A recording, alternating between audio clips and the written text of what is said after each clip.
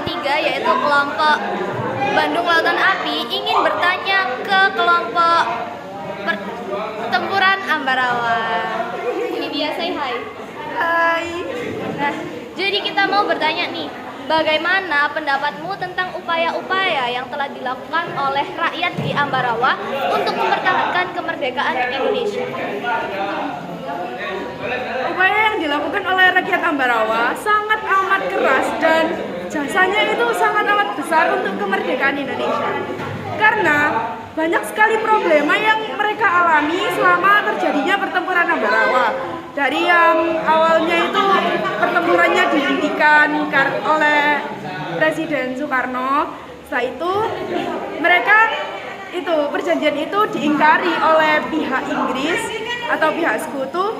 Setelah itu mereka melanjutkan pertempuran karena perjanjiannya diingkari. Nah, strategi yang mereka gunakan juga sangat amat bagus dan sangat amat efektif untuk menghentikan gencatan senjata oleh musuh yang akhirnya sekutu pun menyerah.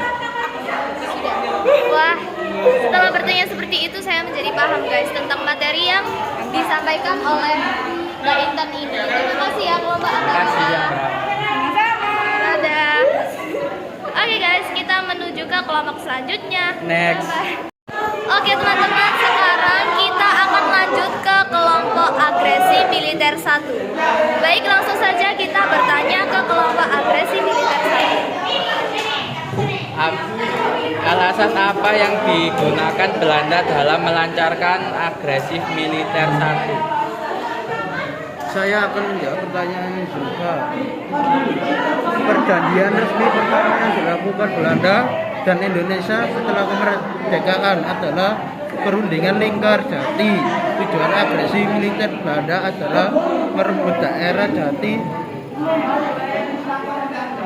daerah perkebunan yang paling kaya dan daerah yang memiliki sumber daya alam terutama minyak.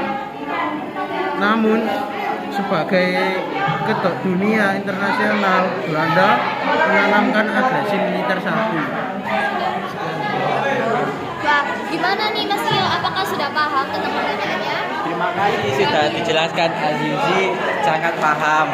Terima kasih kelompok agresi militer 1. Sekarang kita lanjut ke kelompok selanjutnya. Next. Halo guys, kembali dengan kelompok 3.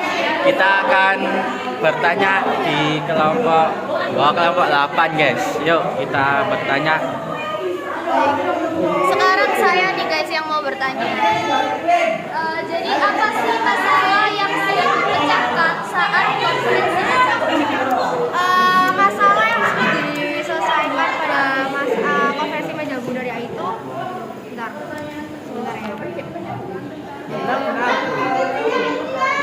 pengakuan kedaulatan. Sampai-sampai pernah dibicarakan pada rapat konferensi meja bundar itu, pengakuan kedaulatan dilakukan selambat-lambatnya tanggal 30 Desember 1949. Ya, itu ya guys ya. Oke, itu jawabannya. tadi penjelasan dari kelompok 8 yaitu konferensi meja bundar.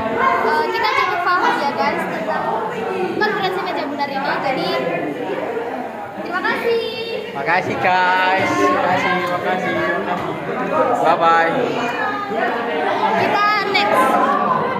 Halo teman-teman, sekarang kita mau lanjut ke kelompok 1 yaitu kelompok perang 10 November. Jadi pertanyaannya adalah Apa faktor terjadi perang 10 November? bisa dijawab? Dimulai dari pendaratan pasukan Sekutu pada tanggal 25 Oktober 1945. Kemudian berlanjut dengan aksi provokasi Sekutu dan mulai memanas ketika Brigadir Jenderal Malabi tewas. Ya. Bagaimana Kak Satrio? Apakah sudah paham? Cukup paham dan memuaskan jawabannya. Terima kasih. Terima kasih kelompok 1. Terima kasih Kak Arya. Sekarang kita lanjut ke kelompok selanjutnya. Halo guys, welcome back. Nah, sekarang kita mau tanya ke kelompok 1 lagi guys, yaitu 10 November. Karena aku masih ada pertanyaan. Jadi gimana Kak ya? Apa akhir peristiwa pertempuran 10 November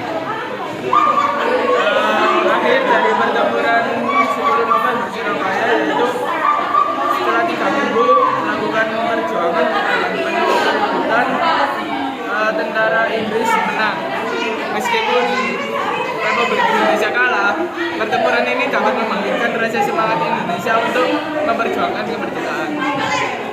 Oke, baik. Ya, itu ya jawabannya guys ya. Terima Kita kasih. sudah paham guys. Terima kasih kelompok 1. Halo guys, waktunya kita bertanya lagi nih. Sekarang kita tanya ke kelompok perundingan Linggarjati. Kelompoknya David. Ya langsung saja pertanyaannya ya. Mengapa hubungan Indonesia Belanda kurang baik walaupun sudah dilakukan penandatanganan Linggarjati? Karena bangsa Belanda memutuskan tidak lagi terikat pada isi perjanjian Linggarjati tersebut. Baik, terima kasih kelompok. Ya, itu ya guys ya jawabannya. Jadi makasih David. Bye bye. Halo teman-teman, jadi selanjutnya kita mau bertanya ke kelompok 5 yaitu agresi militer 2. Mengapa Belanda melancarkan agresi militer kedua terhadap wilayah Indonesia? Terjadinya adalah karena adanya pengingkaran Belanda atas hasil perjanjian Renville, di mana Belanda tidak mau lagi terikat dengan perjanjian Renville. Belanda menuduh Indonesia melakukan penyusupan, penjarahan, dan penyerangan di wilayah yang menjadi hak milik Belanda, serta pihak Indonesia tidak bisa mengatur tentara rakyat supaya mematuhi perjanjian. Oke, baik, gimana? Oke ya guys ya, itu pertanyaannya. Itu dia jawabannya guys. Gimana Mas, sudah paham?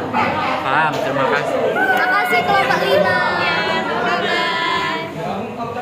Thank you. Ya. Teman-teman ya, sekarang kita tanya lagi ke kelompok yaitu tentang agresi militer.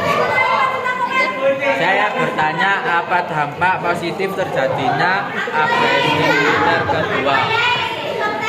Dampak positifnya adalah dapat memberikan semangat bagi para pelajar Indonesia, di mana ketika peristiwa itu terjadi, para pelajar-pelajar dari Jawa dan juga daerah Sumatera itu membentuk tentara pelajar. Jadi itu kan bisa memotivasi para pelajar saat ini untuk semangat membela tanah air. Gitu. Baik, terima kasih Kak. Terima kasih ya. Iya, sama-sama. Bye-bye. Teman-teman, sekarang kita mau tanya ke kelompok agresi militer 1. Yaitu perjanjian apa yang dilanggar Belanda sehingga muncul agresi militer 1? Perjanjian Linggarjati, yaitu mengambil perkebunan di wilayah Indonesia, ada 3, Sumatera, Jawa Timur, Jawa Tengah.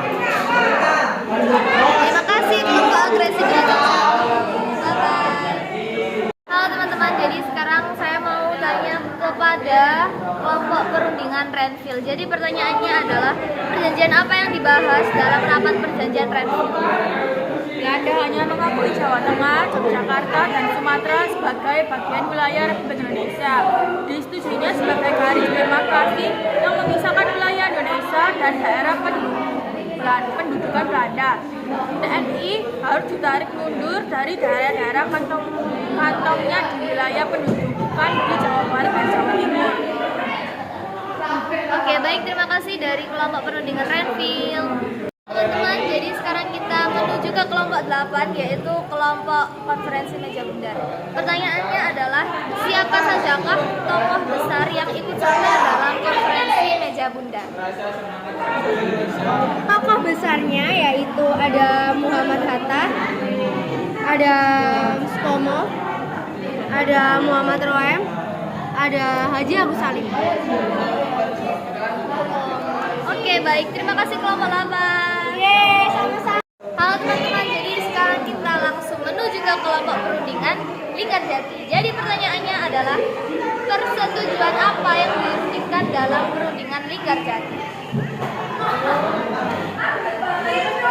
Hasil dari perundingan Linggarjati memiliki beberapa poin dan pasal, yaitu Belanda mengikuti secara de facto wilayah Indonesia menjadi Jawa, Sumatera, dan Madura. Jadi Belanda harus meninggalkan wilayah Republik Indonesia paling lambat tanggal 1 Januari 1949. Ketiga, pihak Belanda dan Indonesia sepakat membentuk negara Indonesia serta yang terdiri dari wilayah Indonesia, Kalimantan, dan Timur sebelum 1 Januari 1949. Poin keempat, dalam bentuk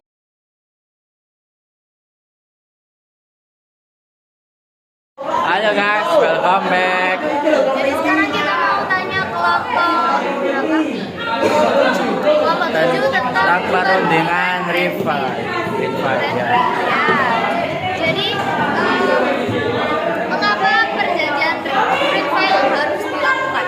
Karena Belanda melanggar perjanjian sebelumnya yaitu perjanjian Ligasaki dengan melaksanakan agresi besar-besaran yaitu agresi militer pertama yang terjadi di Surabaya. Nah, Oh guys, kita sudah paham guys.